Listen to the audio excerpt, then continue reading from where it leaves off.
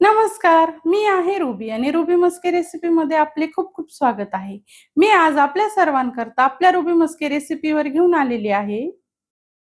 वाळवणीच्या बऱ्याच रेसिपी आपण शेअर केलेल्या आहेत.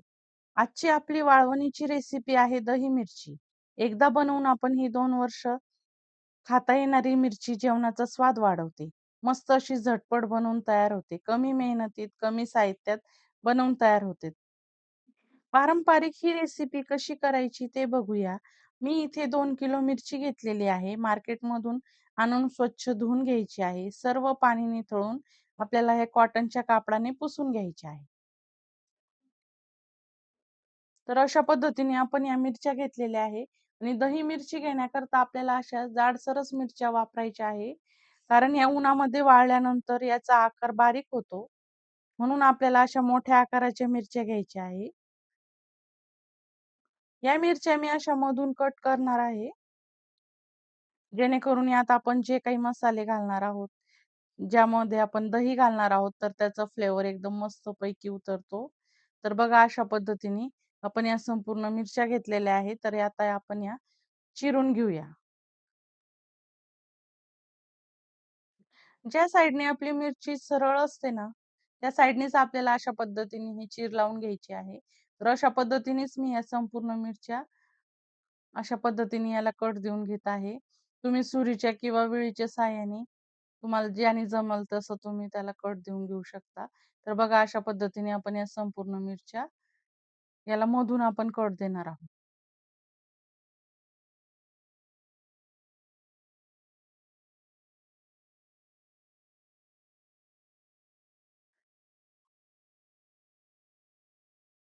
अशाच पद्धतीने मी संपूर्ण मिरच्यांना कट देऊन घेते.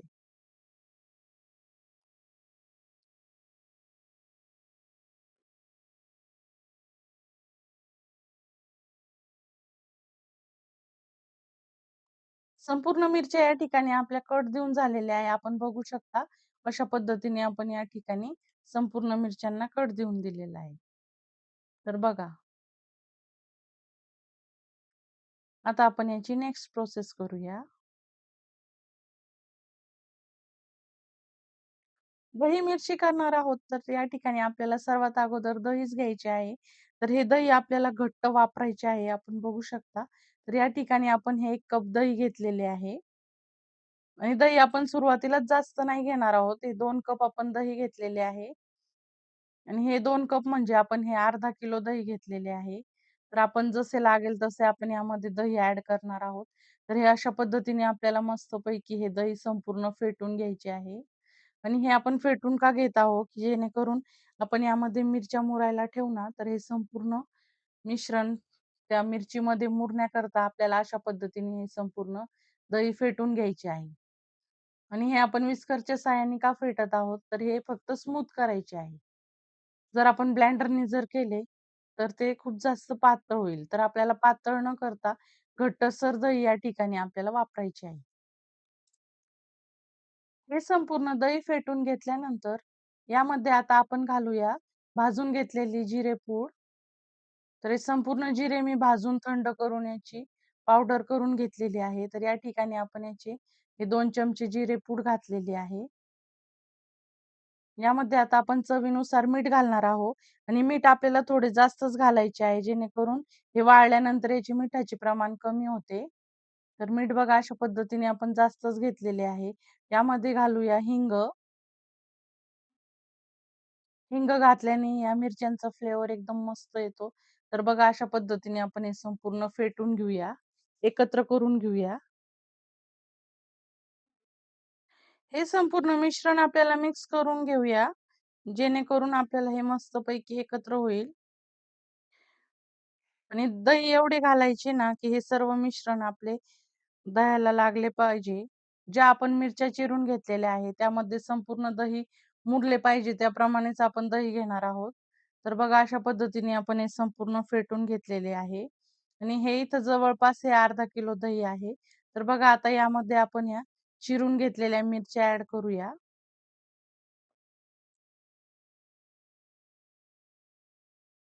या मिरच्या मी अख्ख्याच ठेवलेल्या आहेत. तुम्हाला जर हवं असेल तर तुम्ही यामधून चिरून देखील घेऊ शकता. म्हणजे एकाचे 2 जर भाग करायचे असतील, तर तुम्ही तुमच्या आवडीनुसार ते देखील करू शकता.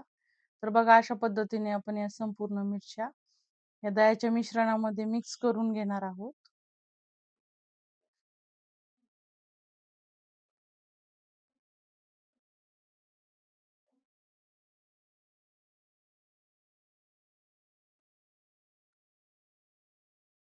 हे संपूर्ण आपण अशा रीतीने मिक्स करून घेऊया, जेणेकरून या मिरच्यांमध्ये हे दही मस्तपैकी सर्व मिरच्यांना लागेल. तर बघा अशा पद्धतीने आपण हे सर्व एकजीव करून घेतलेले आहे. हे असे संपूर्ण एकत्र करून ही मिरची आपण रात्रीभरासाठी मुरवणार आहोत. या रात्रभरासाठी मुरवणार आहोत, जेणेकरून हे संपूर्ण यामध्ये घेतलेले आपले मिश्रण, या दह्याचे मिश्रण या मिरच्यांना व्यवस्थितरित्या मुरेल. या दही मिरची आपण रात्रभरासाठी रेस्ट करणार आहोत आणि राहिलेल्या मिरच्या देखील आपण प्लास्टिकच्या किंवा काचेच्या कंटेनरमध्ये करू शकता. तर मी या ठिकाणी बघा त्या कंटेनरमध्ये मिक्स करत आहे राहिलेल्या मिरच्या. तर अशाच पद्धतीने आपण याला रेस्ट करायला ठेवत आहोत आणि राहिलेल्या मिरच्या देखील करून घेऊया. रात्रभरासाठी संपूर्ण मिरच्या मुरवून घेतल्यानंतर हा आपला नेक्स्ट डे आहे. तर आपण बघू शकता की आपल्या ही मिरची किती मस्तपैकी छान मुरलेल्या आहेत आणि आपण ह्या छान आता उन्हात वाळवून घेणार आहोत. तर बघू शकता संपूर्ण मिरच्यांना मस्तपैकी दही आणि संपूर्ण मसाला आपला लागलेला आहे. तर अशा पद्धतीने आपण हे उन्हात वाळवून घेऊया. या मिरच्या मी परडीत वाळवून घेत आहे. जर तुमच्याकडे परडी नसेल, तर तुम्ही या टोपलीत देखील वाळवून घेऊ शकता. तर बघा अशा पद्धतीने आपण या परडीमध्ये वाळवून घेऊया आणि हे एक-एक करून अशा पद्धतीने आपल्याला हे संपूर्ण वाळवून घ्यायचे आहे. या पद्धतीने हे वाळवून आपल्याला 3 ते 4 दिवस हे आपण वाळवून घेणार आहोत. आणि अशा पद्धतीने वाळवल्याने काय होते, की यामध्ये जर एक्स्ट्राचे पाणी असेल, तर ते देखील निथळून जाते. तर बघा अशा पद्धतीने आपण या संपूर्ण मिरच्या उन्हामध्ये वाळवून घेऊया. आपण घट्ट दही वापरल्यामुळे याला खूप जास्त पाणी सुटलेले नाहीये. खूप कमी प्रमाणात पाणी सुटलेले आहे.